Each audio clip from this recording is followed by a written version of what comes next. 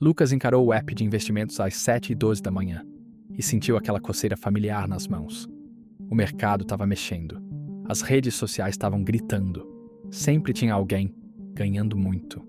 E se o jeito mais fácil de vencer for parar de tentar vencer?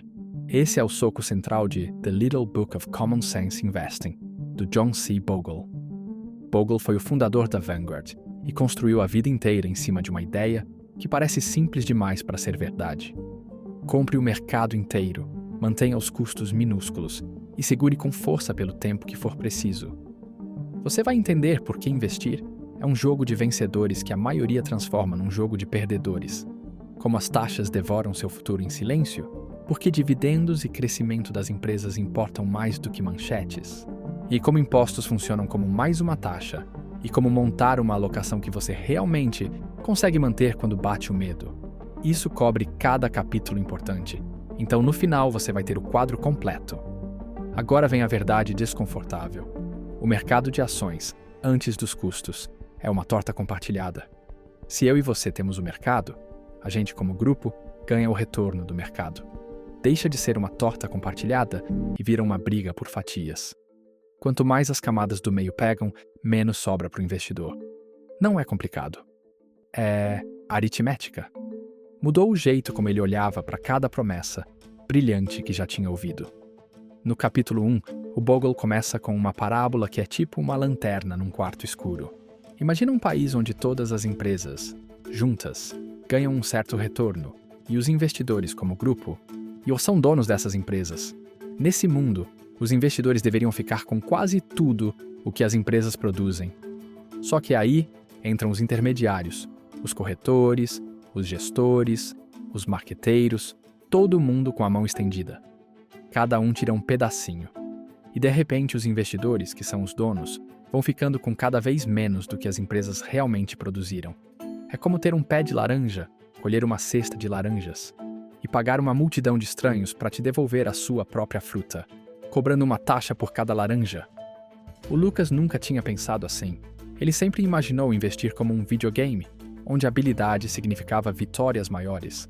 Se ele aprendesse o suficiente, olhasse gráficos o suficiente, seguisse gente inteligente o suficiente, ele ia vencer o sistema.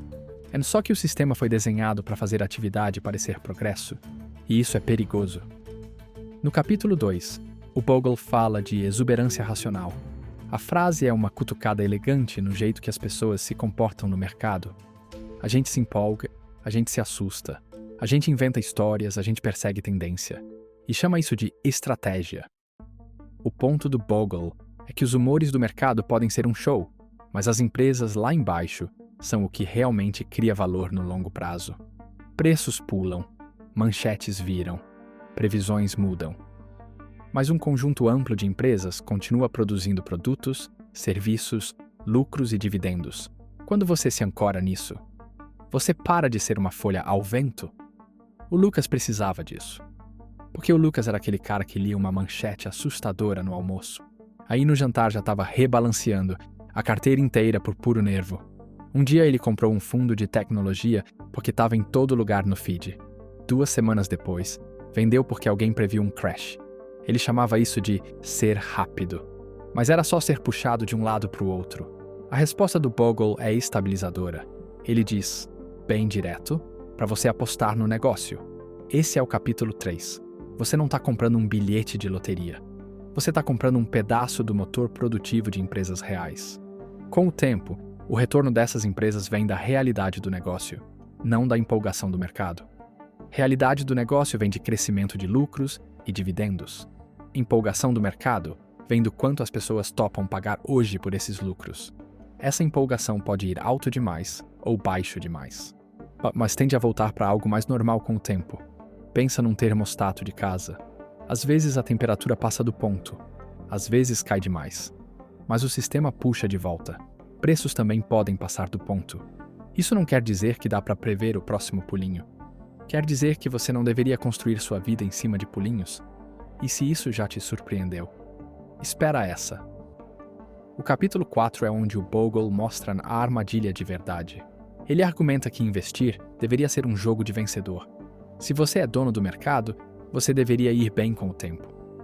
Mas a maioria transforma isso num jogo de perdedor, tentando ser mais esperto que o outro, trocando o tempo todo, mudando o tempo todo, caçando a próxima coisa. Cada movimento extra cria atrito. Cada operação tem custo.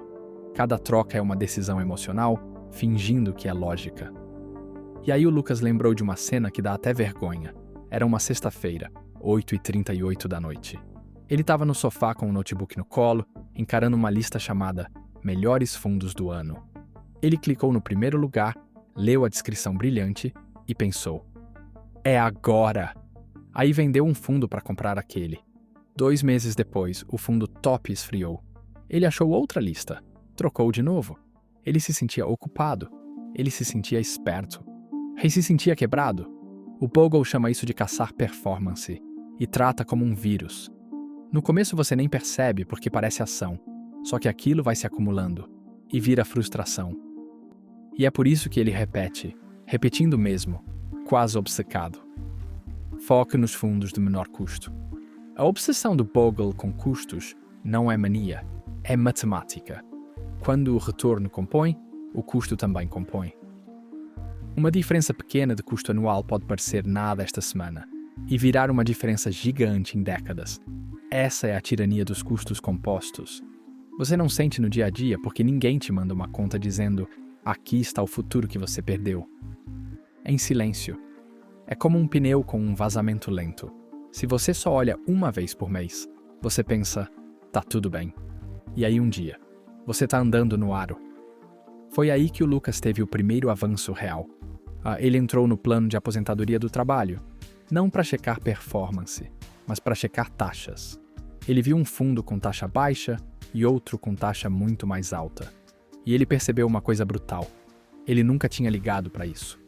Ele tinha assumido que mais caro significava melhor. Aí ele escolheu a opção simples, barata, ampla, de índice, e transformou aquilo no padrão dele. Ele parou de debater, parou de procurar. Só deixou o tempo fazer o trabalho. Não foi emocionante. Foi chato. Parecia que ele não estava fazendo nada. E é exatamente por isso que funciona. Porque tédio, muitas vezes, é o preço da consistência. O capítulo 6 é um dos reality checks mais importantes. Dividendos são o melhor amigo do investidor, ou pelo menos podem ser.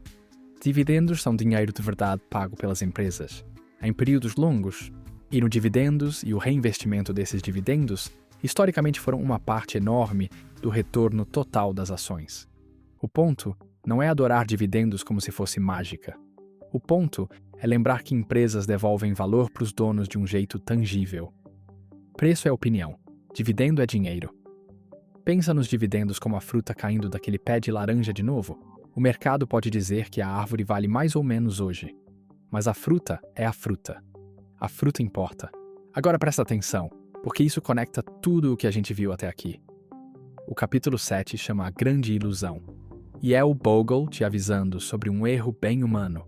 A gente confunde o que dá para ver com o que realmente importa. A gente vê a variação diária de preço, vê ranking brilhante, vê gráfico e historinha.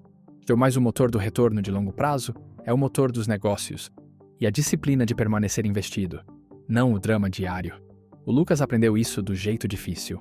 Teve uma vez que ele comprou um fundo logo depois de ler uma previsão confiante sobre a próxima década. A pessoa parecia tão certa. Os gráficos pareciam tão limpos, só que a realidade chegou, bagunçada e barulhenta. A previsão falhou. O fundo ficou para trás. E a verdade era mais simples. Ele tinha terceirizado o próprio pensamento para alguém vendendo certeza. O capítulo 8 te lembra que impostos também são custo. Imposto não parece taxa de investimento, mas funciona como uma. Se um fundo gira muito, ele pode gerar eventos tributáveis. Se você vende o tempo todo, você aciona imposto com mais frequência. A filosofia do Bogle é minimizar custos evitáveis. E imposto? Muitas vezes é evitável com paciência e estrutura. Mesmo que você não consiga zerar imposto, você pode parar de acender fogo extra só porque está inquieto. É como cortar a grama e logo em seguida jogar um saco de mato em cima. Você está trabalhando, mas está desmanchando o próprio trabalho. O capítulo 9 fala do que acontece quando os bons tempos param. Aqui o Bogle fica emocionalmente honesto. Todo mundo ama um plano simples quando o mercado está subindo. O teste real é quando o mercado cai, quando o medo é denso, quando todo mundo ao redor de repente sabe que o mundo está acabando. O conselho do Bogle não é prever, é se preparar. Se você tem um índice amplo, você vai viver mercados de baixa. Isso não é defeito. Isso é o preço de entrada do retorno de longo prazo.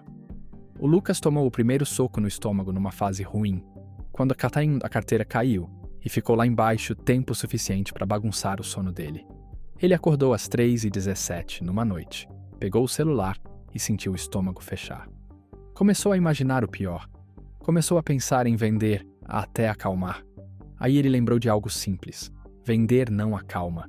Vender só trava a perda e te tira da recuperação que você não consegue prever. Então o Lucas criou uma regra. Escreveu num post-it e colou no monitor. Ele escreveu: "Eu não tomo decisões grandes no meio de uma tempestade." Essa frase salvou ele de transformar uma queda temporária num erro permanente. O capítulo 10 muda para a seleção de vencedores de longo prazo, e o detalhe do Bogle é sutil. Ele não está dizendo para você escolher ações vencedoras. Ele está falando de escolher fundos e estratégias vencedoras com o tempo. O vencedor é o método que captura o retorno do mercado, perdendo o mínimo possível para custos, impostos e comportamento. Se você escolhe um índice amplo e barato, o crescimento de longo prazo do mercado vira sua base. Se você escolhe umas estratégias caras e com alta rotatividade, você começa a corrida com peso no tornozelo. É como correr uma maratona com uma mochila cheia de pedra. Dá para terminar. Mas para que deixar mais difícil? Aí entra o capítulo 11, reversão à média. Quando algo vai bem demais por um tempo, parece imparável. E é aí que a multidão entra. Só que a performance tende a esfriar, não porque o universo te odeia, mas porque extremos são instáveis. Custos sobem, concorrência aumenta, valuações esticam. O ganho fácil some. O ponto do Bogle é que quanto mais você persegue o que acabou de acontecer, maior a chance de você comprar caro e vender barato. E quer saber a parte mais dolorosa desse ciclo? A galera costuma chegar depois que a festa já está lotada. A estratégia quente fica quente porque já correu. Você está lendo o placar de ontem e apostando o dinheiro de amanhã. O capítulo 12 faz uma pergunta direta. Você deveria buscar conselho para escolher fundos? O Bogle não diz que todo conselho é ruim. Ele diz que incentivo importa. Tem conselho que ajuda. E tem conselho que é venda disfarçada de ajuda. Se alguém ganha mais quando você negocia mais, essa pessoa vai te empurrar a atividade.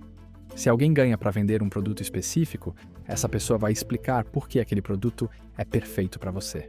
O Bogle quer que você acorde para o modelo de negócio por trás da orientação, porque isso muda tudo. O Lucas viveu isso numa conversa com um assessor simpático no banco. O cara era educado, confiante e tinha uma apresentação impecável. Ele sugeriu um conjunto de fundos que parecia incrível. Aí o Lucas perguntou: "Bem simples. Quanto isso me custa por ano?"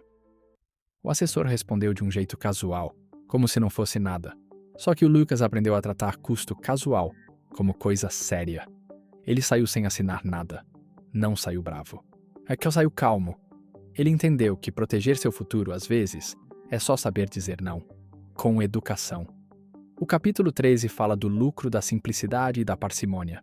Traduzindo, simples e barato vence. Simplicidade te protege de erro emocional. Parcimônia te impede de sangrar com taxa. O Bogle não está tentando te deixar sofisticado. Ele está tentando te deixar efetivo. É como cozinhar. Você pode fazer uma comida ótima com poucos ingredientes bons e controle de fogo. Ou você pode jogar 20 temperos, 3 molhos e 5 etapas extras. E terminar com algo confuso. Investir é parecido. Complexidade alimenta mais o ego do que o resultado. No capítulo 14, ele fala de fundos de renda fixa. O Bogle trata a renda fixa como o estabilizador da carteira, o lastro do barco. Ações são um motor de crescimento, mas balançam. A renda fixa tende a ser mais estável, mesmo com seus riscos e suas realidades. O ponto não é que renda fixa sempre vence. O ponto é que uma alocação entre ações e renda fixa pode te ajudar a manter o rumo. E manter o rumo é metade da batalha. E aqui a história do Lucas vira mais adulta. Ele percebeu que não precisava só de uma carteira bonita no papel. Ele precisava de uma carteira que ele conseguisse segurar quando ficasse feio. Então ele ajustou a mistura para que as oscilações não empurrassem ele para o pânico. Ele parou de tentar maximizar a emoção e começou a maximizar a resistência. Isso deu chão.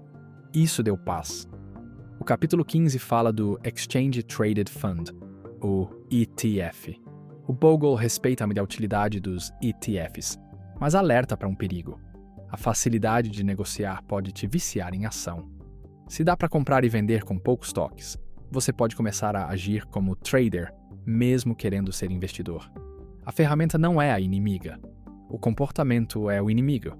Se você usa um ETF como um veículo barato de índice e segura no longo prazo, ele encaixa perfeito. Se você usa como brinquedo, vira armadilha. É como ter um carro rápido. E o carro não te obriga a correr, mas ele deixa correr mais fácil. A disciplina ainda é sua. O capítulo 16 vai em cima de fundos de índice que prometem bater o mercado. Aqui o Bogle quase brinca, porque a promessa é sedutora demais. Retorno de índice, só que melhor. Exposição ao mercado, só que mais inteligente. Mágica baseada em regras. O alerta do Bogle é simples. Se uma estratégia é feita para superar, ela geralmente vem com mais custo, mais giro e mais complexidade. Pode funcionar por um tempo, pode não funcionar. Mas a sua parte justa vem de possuir o mercado com baixo custo, não de apostar que você encontrou um truque esperto. Fica comigo, porque essa ideia muda o jogo. O Bogle não está dizendo que ninguém supera nunca. Ele está dizendo que você não tem como saber antes quem vai superar depois dos custos. E mesmo que você escolha alguém que supere por um tempo, a chance disso continuar não é amigável. Então, se o seu plano depende de acertar essa previsão, de novo e de novo, seu plano é frágil. No capítulo 17, ele pergunta o que o Benjamin Graham pensaria sobre indexação. Graham é famoso por investimento em valor e análise cuidadosa, e o Bogle usa isso para um ponto maior. Uma abordagem disciplinada, de baixo custo, que evita especulação. Combina com o espírito de investir com inteligência. Indexação não é rejeitar pensamento, é rejeitar adivinhação desnecessária. É admitir limite de previsão e construir um sistema que não exige perfeição. O Lucas amou isso porque deu permissão para ele parar de se apresentar. Ele não precisava provar que era mais esperto que o mercado. Ele só precisava construir riqueza no silêncio. Essa é outra identidade. Não é chamativa, é durável. Aí o Bogle entra nos capítulos 18 e 19 sobre alocação de ativos. É aqui que você decide a mistura de ações e renda fixa. E decide baseado na sua tolerância ao risco e na sua necessidade de retorno. O Bogle quer uma alocação racional, não reativa. Não é um anel de humor. É um plano que você consegue defender quando tá calmo e seguir quando não tá. O Lucas levou isso como um experimento. Num sábado à tarde, ele fez um café e escreveu a única pergunta que importava. Que mistura me mantém investido quando eu fico com medo? Ele não escolheu uma mistura para impressionar ninguém. Escolheu uma mistura que combinava com o estômago dele de verdade, não com a coragem de fantasia. Depois ele criou um hábito simples de rebalancear de vez em quando, para não sair muito do rumo. Ele tratou isso como organizar prateleira de despensa. Se você nunca devolve nada para o lugar, vira caos. Se você ajusta de vez em quando, a vida fica simples. E agora chega o capítulo 20, que é tipo a prova final do Bogle, conselho de investimento que passa no teste do tempo. Aqui ele amarra tudo. Tenha um mercado inteiro, mantenha custos baixos, minimize impostos, não fique negociando, não persiga performance, não confunda preço com valor, monte uma alocação que você aguenta, mantenha o rumo. A genialidade do Bogle é que nada disso exige um cérebro super complexo. Exige temperamento estável e uma estrutura que te impede de se sabotar. A última história do Lucas é a minha favorita porque é tão comum e tão forte. Um amigo dele se gabou de um ganho enorme numa ação só e perguntou o que o Lucas estava comprando ultimamente. O Lucas falou, na honestidade, que estava comprando praticamente o mesmo índice amplo todo mês. O amigo riu e disse que isso parecia chato. O Lucas deu de ombros e falou, esse é o ponto. E ele não ficou defensivo.